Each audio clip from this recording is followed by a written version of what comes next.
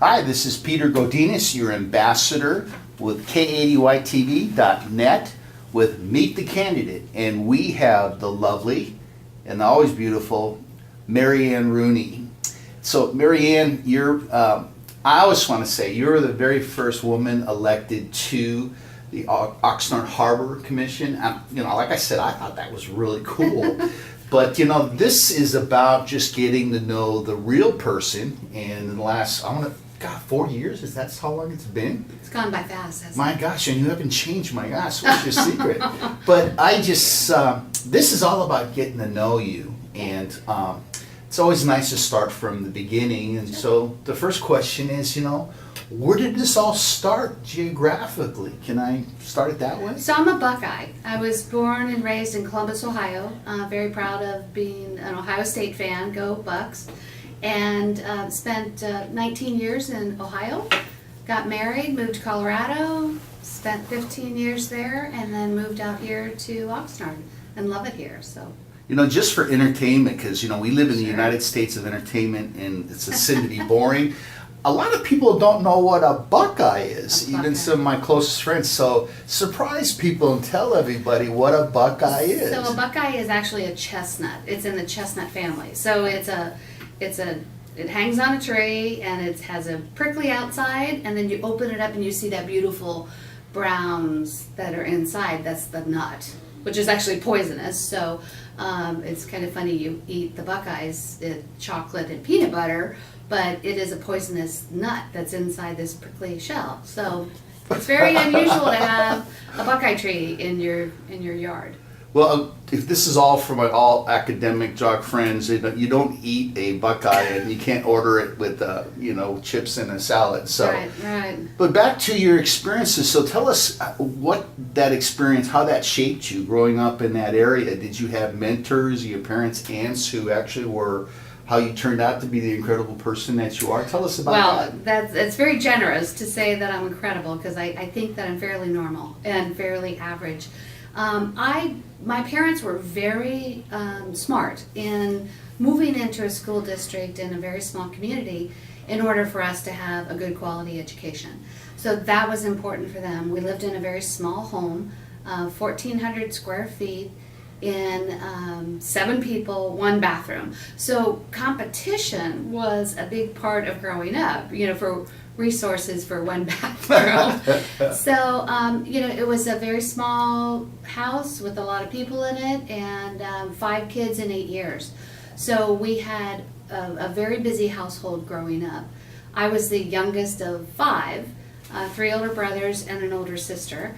And I was busy then. It was something that my dad said, "You are the busiest person that I know." And I always have tried to cram more into 24 hours because life is short. And so I want to do as much as I can, don't have a whole lot of downtime, and just stay very busy. So that's what I did growing up, and I think that's just kind of extended over into what I do wherever I am. So I don't like to sit idle very much.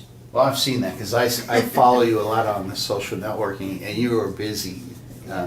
But so you were the youngest female in a family of 7. 5. 5. 5 okay. siblings, and my mom and dad. So you learned how to really compete so you had a nice balance between sisters and brothers. So you know how to deal with both genders pretty nicely then. Well, hopefully so. I mean, my brothers were very protective of me, and they were trying to get me out of trouble. I seemed to find trouble as a little kid, so go in the park and solve things there sometimes. But they would rescue me out of the situations and protect me, and I'm like, leave me alone. I don't want that protection, but they were very kind to me growing up. You also learn to always have good people surrounding you in your environment. So have smarter people than you that have different talents than you, and surround yourself with the very best people that you can. Do you often try to find smarter people than you, Marianne? And you're also very humble, so I guess I better retract that question. Well, thank you. There are so many smart people around, and I always try to find, those people to learn from. And in our county, we have some incredible people that are incredibly bright that I kind of tag along with when I can. And, you know, it's something that you can learn so many things. And I think that it's a continuous learning process that you do in life. And don't sit back on your laurels, you know, too much. So, yeah, I played volleyball when I was in high school, and we were state champions there. And it was something that we always wanted to play with somebody better than we were. So we would challenge other groups who were better than us and always try to improve upon that. So. No, that's amazing. You name drop to make this interesting. What's it feel like to have one of the greatest athletes from Ohio living here, Rex Kearns, in the Ventura County area? You know what? I haven't met him. Then may I have the honor to do that? That would be great. That would be great. I remember when I was a little girl, I was probably about 9, and my parents were like, "So, what do you want for Christmas?" And I said, "I want an Archie Griffin uniform." That's all I wanted, was just to have the uniform, because Archie was just, you know, he was a great player. And so, I mean, 2-time Heisman Trophy winner, you know. And so I was like, I just want the jersey. Just give me the jersey. That was it, you know, at 9 years old. And I remember that I played in the band in high school. And so we were playing at the Special Olympics, and we were going down into the Horseshoe Stadium. We came out through the tunnel, and I'm just like, oh my gosh, this is the field that Archie Griffin played on. So we're marching, you know, through the band and everything. It was quite an experience for me, you know, to be able to do that. So Ohio State football is a huge part of growing up. I mean, there's no conversation of what are you doing for the game. Everybody knew what the game was, and that's just part of Columbus, you know. So. No, and you did it all. So it was fun. You came out to California. What was the very first thing you did once you came from the wonderful state of Ohio to California? Tell us. So I went to Colorado, and I met my husband in Colorado, and he was living out here in Oxnard. And so our first date, he took me over to the Embassy Suites Hotel, which is right on the beach there. Beautiful. And we went in, had a little bite to eat, and took a little spin around the dance floor, and then out to the beach. And I saw this beautiful moonlit night. And I told him, I said, you don't live in reality. This is just so beautiful. And so it was something where I just fell immediately in love with Oxnard. And a couple years later, then got married and moved out here. So as soon as I got here, I put my kids in school, and I started at Oxnard College. And that was the beginning of completing my degrees after that. I got very embedded in Oxnard College, and by accident became the student body president. And then, you know, that was kind of the beginning of my political career, was at Oxnard College, in a very safe environment where I could test things out and have people mentor me and provide that opportunity, you know, with me. So I felt very fortunate that I had that opportunity, and then started my political career after I ran for the college board in 2002.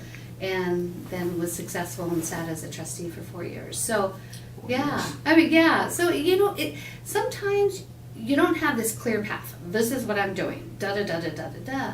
And for me, my life kind of started and stopped, and I had families, I moved. You know, it was something that, it wasn't this just continuous path of, you know, you do this, you do that, you do that. It hasn't been that way for me. Right. And that's okay. And so, you know, it's kind of like, what do you want to be when you grow up, right? We always ask people that question. And I say, I just want to be available. So whatever that is, I want to be available for that. So, and you position yourself, and you go down a path, and you may turn and take a right turn or a left turn, and that's okay.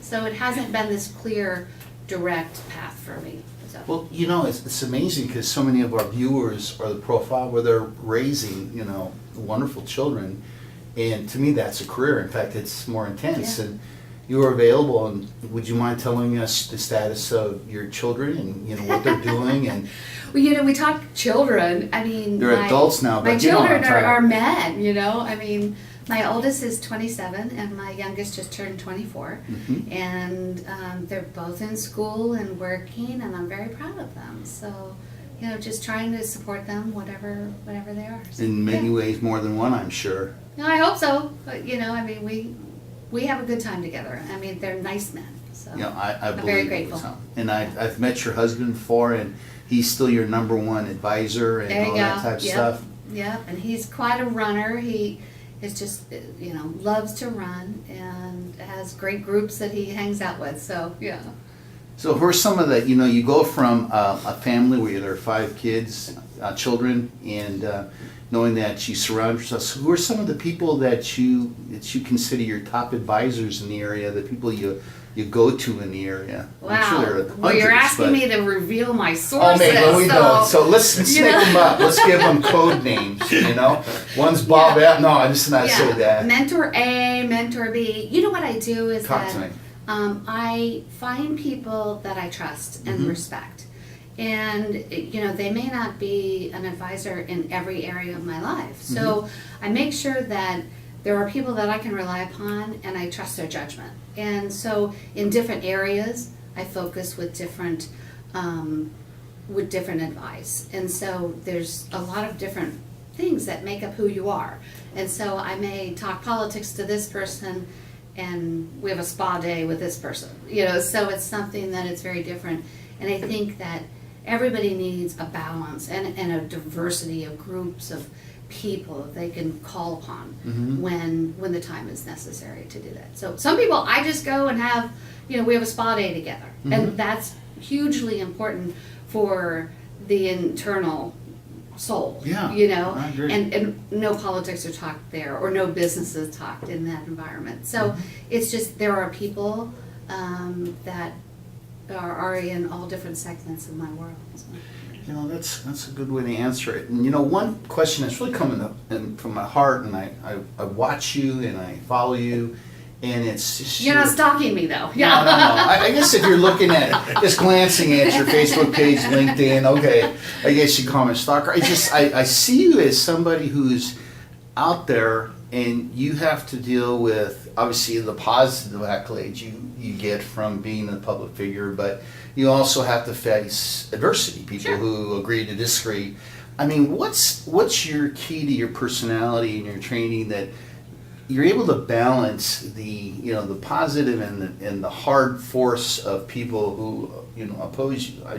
About your character. Well, I hope there's not a lot of opposition out there, but I'm sure there are people that don't agree with my viewpoints.